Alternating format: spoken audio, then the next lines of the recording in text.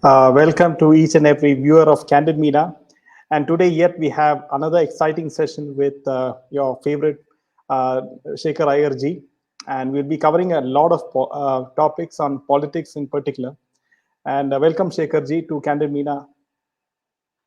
Thank you, Jayadev ji. Thank you very much. And first, the big news is, friends, that Vijay, the film star in Tamil Nadu, the big superstar, he is going to enter Tamil Nadu politics after he launched a political party, Tamilaga Vetri Kayam, TVK. This means his party is eyeing the assembly elections in 2026. So, how do you see this big move, Shekharji? Well, he has made the announcement.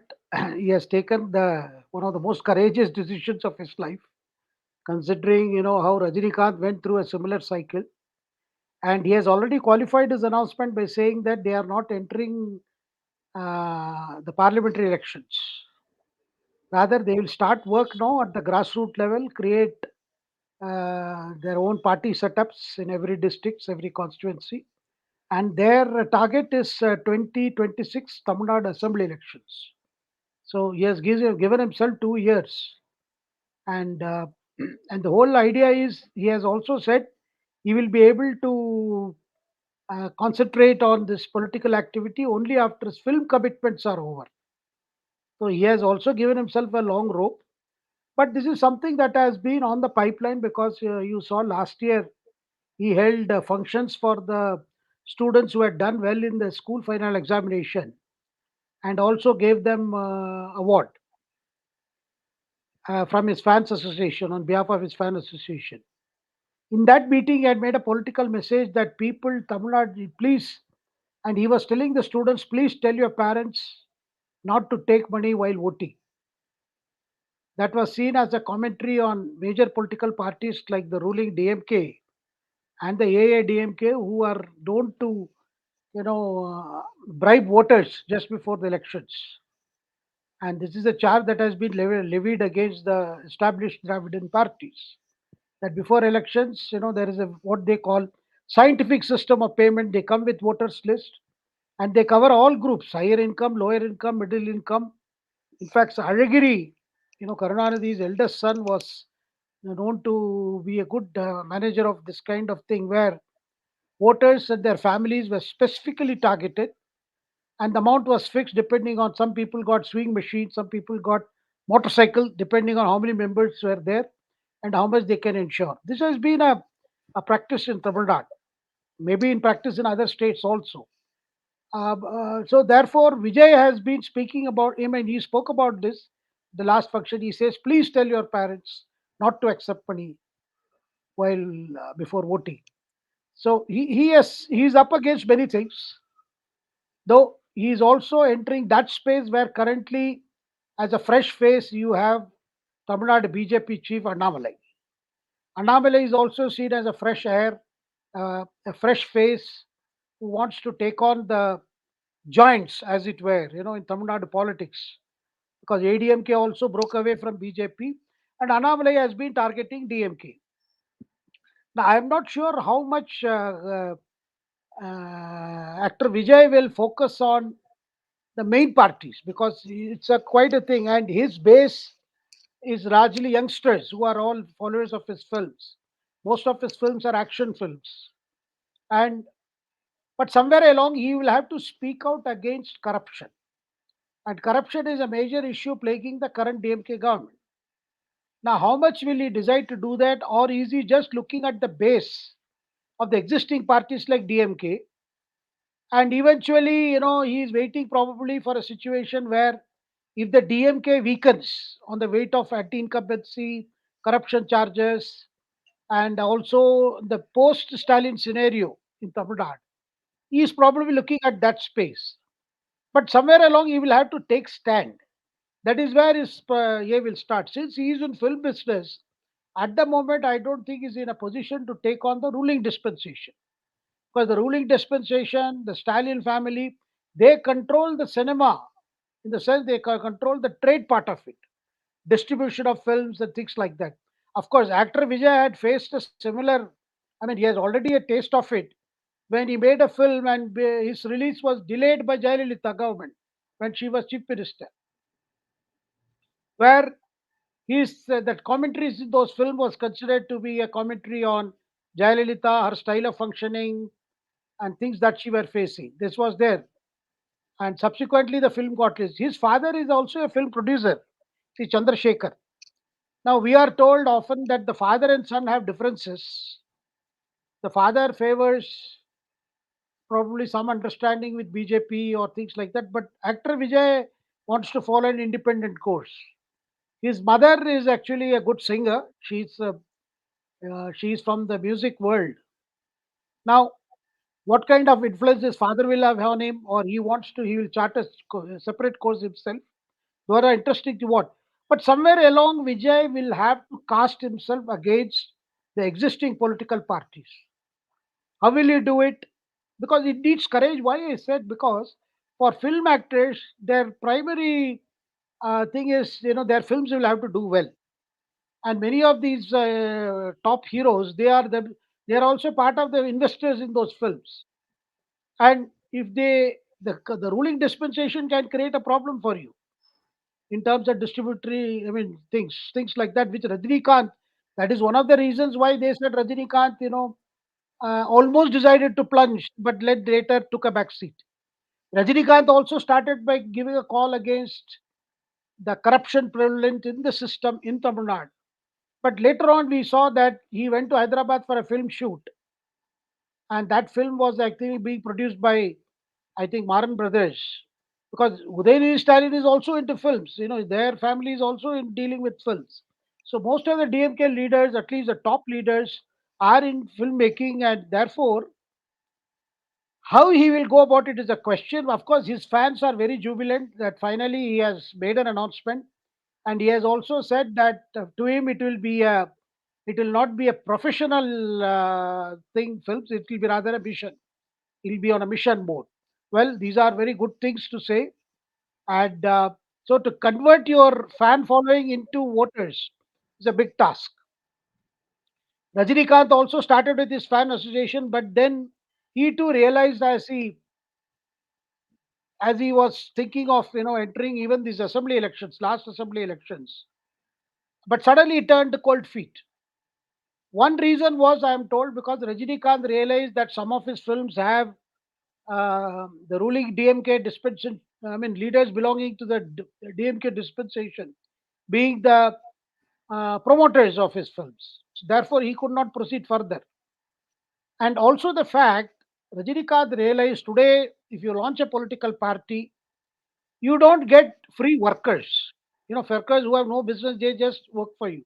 Those days are gone. Today you need to set up offices. You have virtually you will have to have employees. Like any marketing corporation, you need a setup, you need a network, you need people dedicated but who are on a payroll. I mean, earlier political parties had just tondargal, as they would say. Supporters coming, workers, people doing lot for pro bono, but expecting in the longer run that they'll get MLA ticket or something. That concept has today changed. Political parties have workers who have to be given salaries. Otherwise, it's difficult. And Rajinikanth probably realized that he may have to spend a lot of money. Without spending money, he cannot.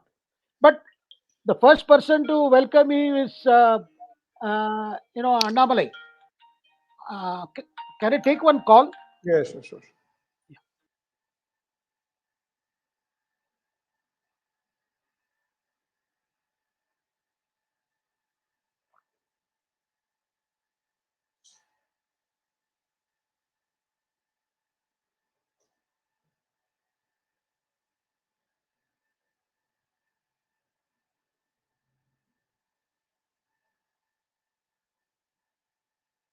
So, friends, as you see that it's a very big surprise that Tamil actor Vijay has decided to enter politics, but in the last minute, will he back out? Remains to be seen, like how Rajnikant did. So, uh, interesting times for Tamil Nadu politics, and how how it will factor in into the current political scenario in Tamil Nadu. With, yeah. Yes, Shekharji, go ahead. Now, so therefore, we will have to wait and see, because it will require a lot of spending from his pocket to set up his thing. Otherwise, how much he willing to? Because and he has also faced income tax raids. Yes, he had problems with about his tax filings and things like that. So these are also issues to be considered in the overall picture. So how he will go about it, what he will do, we'll have to see. So, the current Tamil Nadu government, they made some remarks against Sanatan Dharma, right? So, how do you see, did it have a major impact on the ground level as far as the Tamil Nadu people are concerned? Do you think that affecting the vote in the next elections at least? In Tamil Nadu in particular, the Sanatan Dharma has been used by these DMK leaders to largely talk about the caste discrimination. And they have their own definition that this is different from, the rest, whether it is DMK or whether it is others. I mean, they consider that they are talking about caste thing. And Udayanithi sought to revive it because he thought that is how he will groom himself to take over the mantle from Stalin, because there was a talk that he is going to be made deputy CM end of last month, and all this controversy started in that run-up period. And finally, the talk came that he is going to be made deputy CM end of December, but finally Stalin decided not to do it now, and then he even called it rumors. There is nothing. I am perfect health. Right now, there is no such move. But then Stalin had also denied at one time that Udanidhi will enter politics. So this may happen later.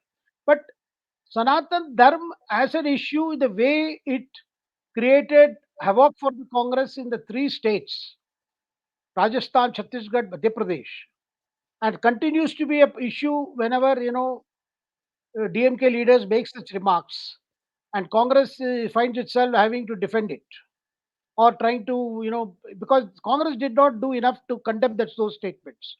In the north, they is understood as, this is, you are speaking, you are mixing up caste atrocities with Hinduism. So in Tamil Nadu in particular, it did not affect the DMK base. But definitely there are other people who realize it, particularly those who are supporters of BJP and ADMK, that this is an affront to Hindu religion, and he is doing it only to please the minorities in Tamil Nadu.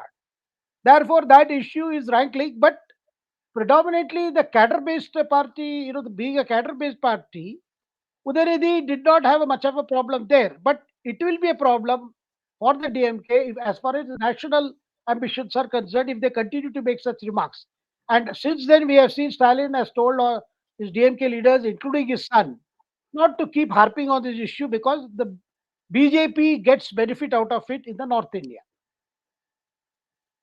Sir, coming to the next piece of news, and as all of you know, Nitish Kumar, he praised the budget presented by Nirmala, and recently, so what is happening with Nitish Kumar, Shekharji? Nitesh, for him it was a very simple thing. He realized that things were not happening in the opposition front, and having worked with the Congress leaders and attending the meeting, being a prime mover of these meetings, he realized that Congress was not serious about any opposition, joint strategy or anything.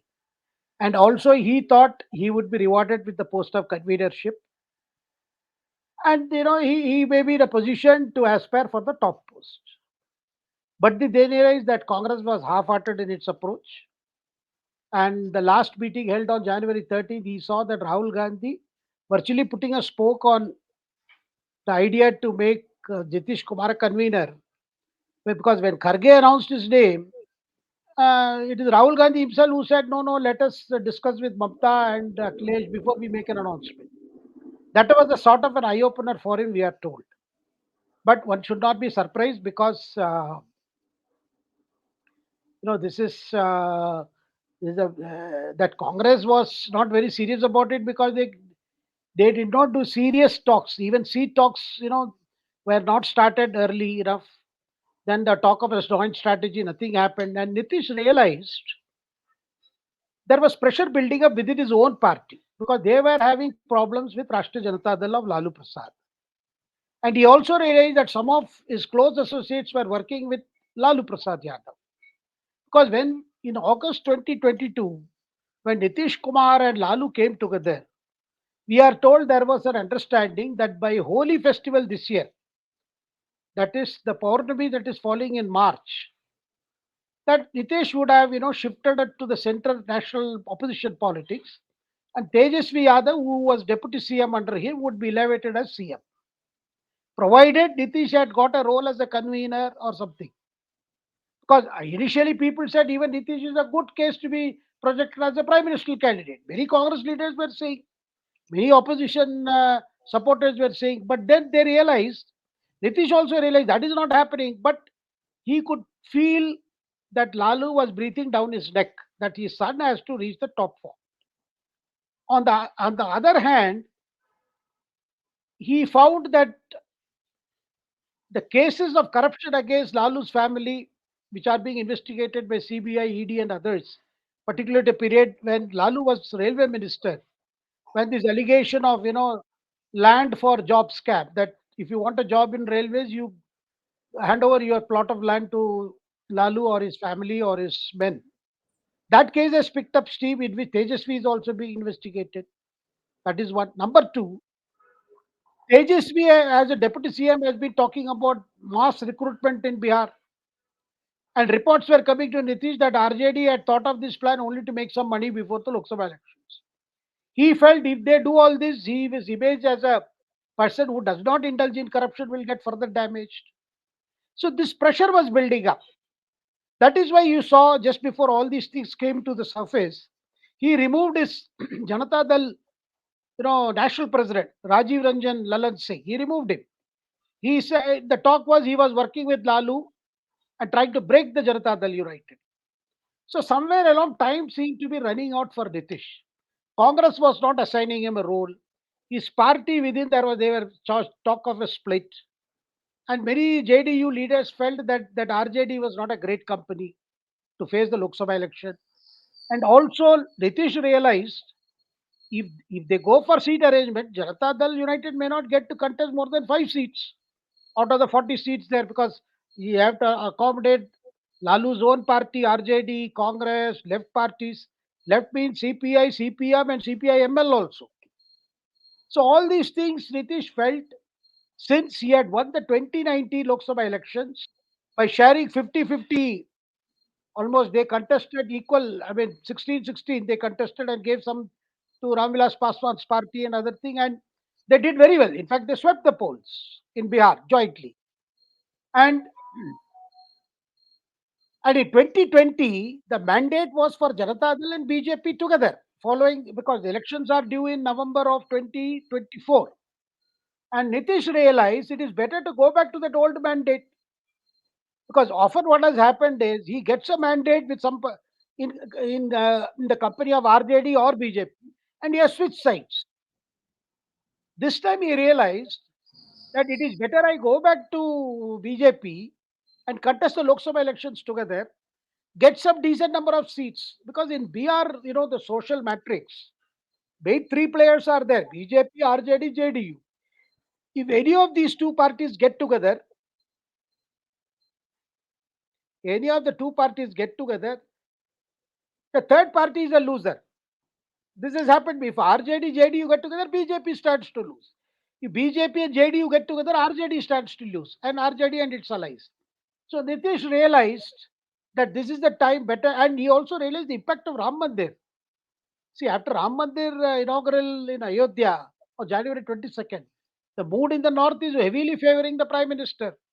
And he realized that there is no point in, because here there are no talks, no forward talks on seat adjustment. And he's having problems from Lalu. And there are fears of JDU splitting. And he can see that Rahul Gandhi is on his own solo trip, where more to enhance his image rather than any joint opposition strategy. Finally, he concluded it's better to throw his lot with Prime Minister Modi. So, therefore, I understand he sent some messages. In fact, his confidant is Sanjay Jha, who is a minister who is close to BJP leaders, and the message was sent. And in the BJP, because BJP had also publicly declared, like Nitish, Nitish had made a statement in assembly that I am prepared to die rather than align with BJP again. Similarly, BJP had also declared saying that they will never align with Nitish Kumar. So it required some convincing to the, I mean, on the part of central BJP leadership. Look, we will have to look at the caste arithmetic. And since Nitish is making the initiative to come back, let's take him in. Though that there is no guarantee about how long he will stick and all that, because BJP's purpose or intention in the Lok Sabha election is to win maximum number of seats. And given the caste arithmetic which I just mentioned, it's if he is willing to come back on his own, why not go with him? Though in the process, BJP is also seen to be accepting the fact that he doesn't have a strong leader of its own in Bihar, and they are depending on Nitish. Rather, it is more to do with the caste base. You see, BJP has the support of the general community, general castes. That is Bhumiyar, castes, Baniya, Brahman. No, this is the combination they have. Now, Nitish party has the support of all these other parties. That is, you have other communities, backward class minus the Yadav. That is non-Yadav backward castes. Then it has Kushwahas, it has Kurmis, to which Nitish belongs, Dalits and Mahadalits. So he decided this is the best thing that it can be done. And for BJP also, Nitish brings all those backward castes minus the Yadavs, because Yadavs and Muslims are with RJD. It's a pure the caste configuration of Bihar, and there the voters continue to go with their leader, whichever side he shifts, they also shift. So this is the hard reality of Bihar, and for BJP, it was the immediate question of maximizing their gains in the parliamentary elections. Sir, so far, from what I see, is that it's going to be a cakewalk for BJP in the Lok Sabha elections. They may cross 400 seats. How do you see it? Because Mamta is going by herself, and the whole opposition looks, the dot alliance looks, they're breaking each and every day. So how do you see that? So definitely, Congress performance will be called into question this time, because it is very difficult for them to retain even whatever numbers they have, because the state of the Congress today, alliances are not working, and in at least 250 to 300 seats where they are in direct fight with BJP, I don't think Congress organization has improved, to say that they can put up a good fight. So they will not say that the alliance has collapsed, but even in Uttar Pradesh, Samajwadi Party has just offered them 11 seats and said, you fight all these 11. We will fight the rest maximum, 65 or more. So everywhere, the regional parties are seeing the condition of the Congress, and they don't want to compromise their seats for them, for Congress, because they realize this election, let us consolidate our position. Let us have a decent number in the parliament, because Congress is not in a position to do anything. And that's why Mamata said it earlier. Why don't you fight the BJP directly in those 300 seats which are important for you?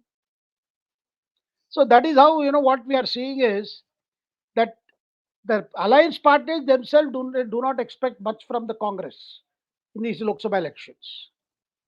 And Congress itself is not willing to at least work upon those areas where they should have worked upon. And Rahul Gandhi's yatra at this time is seen as ill-timed or ill-conceived for a simple reason. This is a time they should have sat down and sorted out all these things, then gone on a yatra as part of a campaign. But then the complaint ranging from Akhilesh Yadav, Mamata, and Nitish also before they left, there was no discussion, because the agreement was by December 31st they will finalize the seat signing arrangements, and by January 31st they will start joint campaigns. But Rahul went on his solo, and the whole effort of the yatra is to project has been to project only to project Rahul Gandhi in these yatras. So that is where we stand. So even the inauguration of Ram Mandir has had huge effect, in terms of election, in terms of the emotions of the people all over India, isn't it? Well, definitely, you see, definitely, as far as Ram Mandir is concerned, it was a long pending demand. People have waited for patiently, as Prime Minister also noted, and it happened after the Supreme Court verdict. And it was welcomed by all parties, it was welcomed by all communities, and finally the temple took foundation was laid in 2020, and in a very time bound manner the first stage of the temple is ready and prana pratishtha was done on January 22nd. Now, this was not just a BJP RSS function as was made out by the Congress, which was, I would say, not a far sighted move, because this has become an issue. And to keep on saying that that was no function at all, nothing was done, no religious thing was involved, just a BJP exercise, election exercise, this has not gone down well with the devotees, because they were not seeing politics in it. For them, it was a matter of faith. It was something after a long wait, and people who have had darshan of the Ram Lala in the temple have come back with emotionally, surcharged, filled with an experience which they are able to even speak in words. And even the sculptor Arun Yogiraj said, "Look, I had done my work, but when I saw the Ram Lala, after the installation, I cannot believe it is my work. Yeah, it looked beyond what I had chiseled." So you can see the kind of feeling that was coming. Though he sculpted it, but he realized that that was something beyond it. I mean, these are experiences, fall in the realm of human perception and human, what we can call the divine experience, because you cannot quantify or qualify the defense experience. When you before you go and have a darshan of Tirupati, Tirumala, you go and have darshan of the Lord. There is a complete feeling. I mean, similarly, when you go to Guruvayur, you go to any temple, it's an experience. If you were asked what you felt, you don't know. That is why people continue to throng these temples. And Ayodhya has been having visitors in lakhs. And it's a stupendous task for authorities there. And fortunately, your Chief Minister Adityanath has been personally supervising arrangements. There are security issues, logistical issues, regulation of how the devotees will have to be regulated entry. In fact, the Ayodhya temple people want to study the Tirupati model, how devotees are regulated there, how they can pre-book on the net and reach at the particular time. All these things, because the experience is different.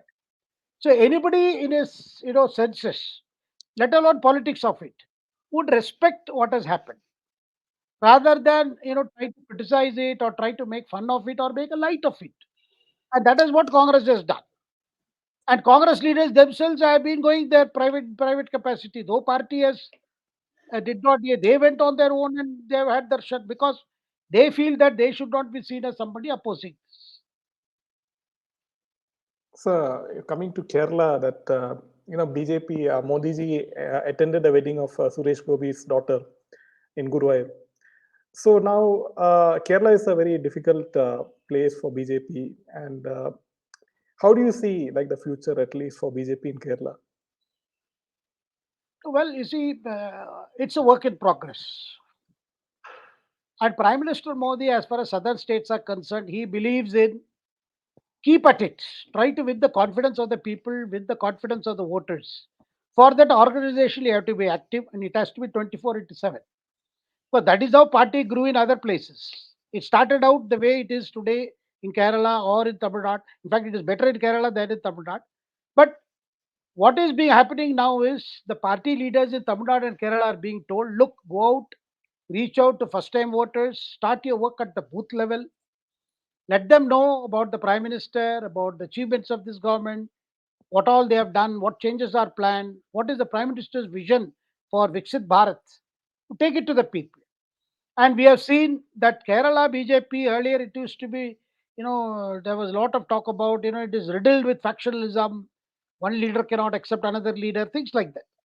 But certain things have happened is in some sub constituencies in Kerala, we have seen support gradually building up for the BJP. And particularly, there is also a relook at the BJP from many church bodies, many church leaders, and Christian community in particular in Kerala. They are looking at BJP as a kind of a potential force that can resist the left parties.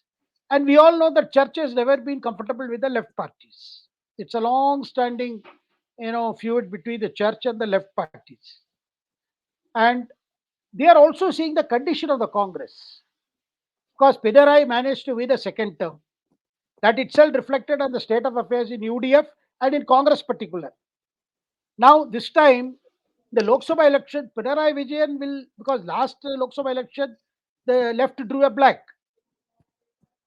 And this time, I think Pinarayi Vijayan is very keen out of the 20 Lok Sabha seats that the CPM should at least win more than 50%. At least the target is 10 to 12 seats we must win. And incidentally, Rahul represents Wayanad. And that also it is going to be tough because CPM will give a tough fight in Wayanad. There, people may think there may be some private arrangements. Some the Pinarayi will let Rahul win. I don't think like that. Every seat is going to be important in Kerala. So left particularly under Pinarayi's direction, they will work hard for every seat because 2019 was a disaster. They could not win any seat. So therefore, things are hotting up there. At the same time, in Tamil Nadu particularly, you see how Padayatra has, by Annamalai has given its own traction to the BJP, and that yatra will end end this month in February. And in all probability, Prime Minister will be going there to conclude that yatra. So, a Prime Minister direction continues for Tamil Nadu is to keep at it, to keep going, to see that the party activity goes on. And Prime Minister believes sometime or the other, the people will definitely give BJP a chance. That's a long-term strategy of the BJP. So, how do you see the Sabarimala incident where the management of crowd was not done properly by the Chief Minister of Kerala? So, do you see that also? Maybe people slowly realizing that they need a change apart from Congress and the Communist Party. Yeah, a lot of people see they have been basically benefiting from they are basically benefiting from this demography of Kerala, which has helped both UDF and LDF.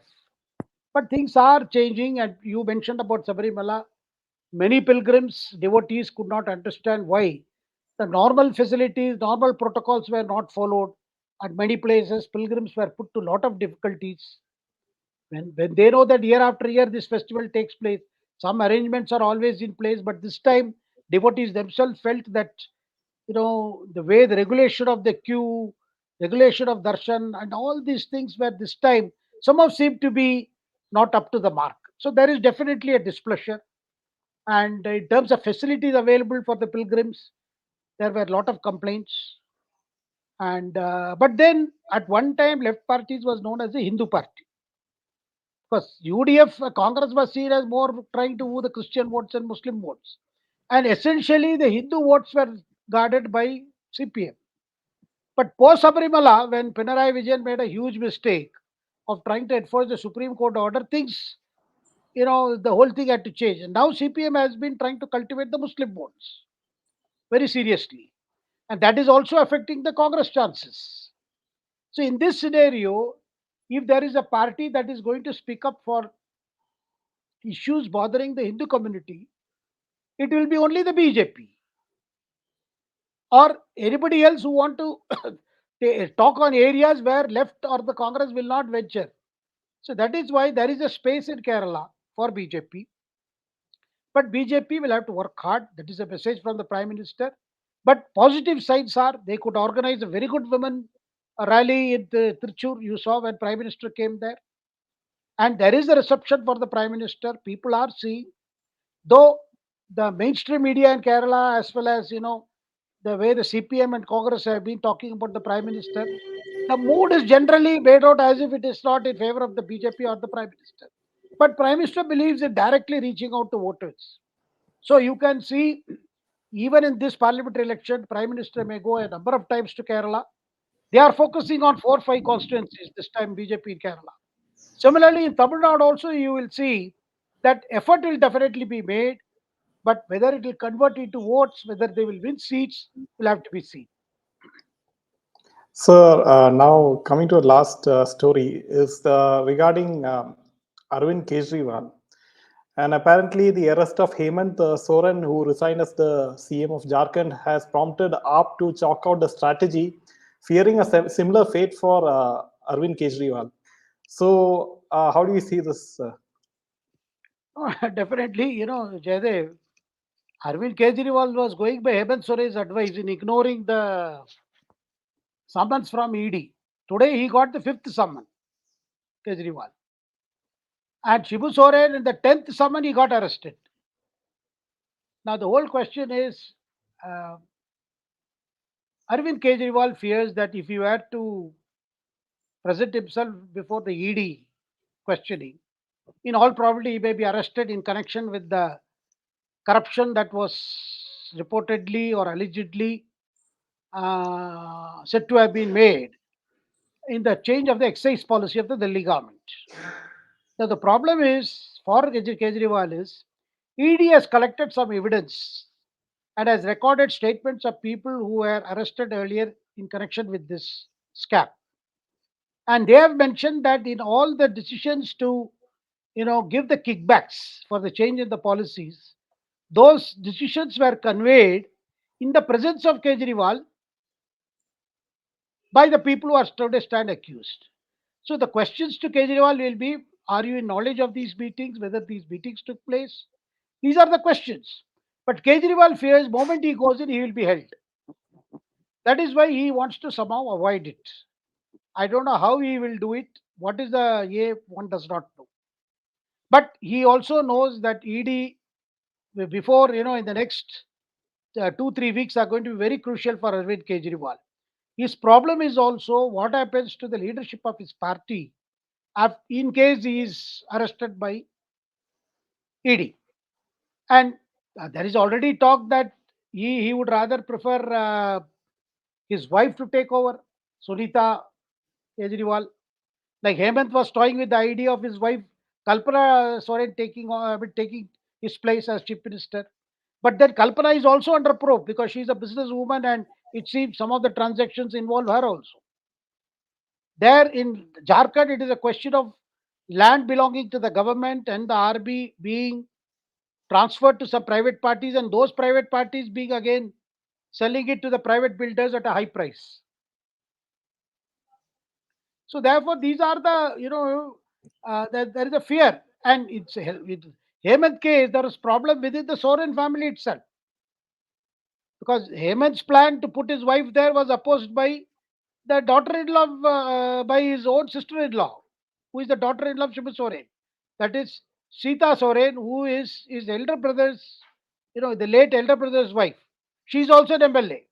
His brother Basan Soren is also an MLA. Now, it is with the Soren family. Finally, Hemant realized it is better to go for not have any family members, and that's why he went for Champai Soren, who has been sworn in as chief minister. But there is the fear is that some of the MLAs could be tempted to switch sides. So they have taken all of them to Hyderabad. What is called resort politics have started. So this is the scenario we are seeing. So how this is going to work out? Okay, so thank you very much, Shekharji, for giving us your valuable time. And we hope to see you again next week. Thank you. Thank you very much.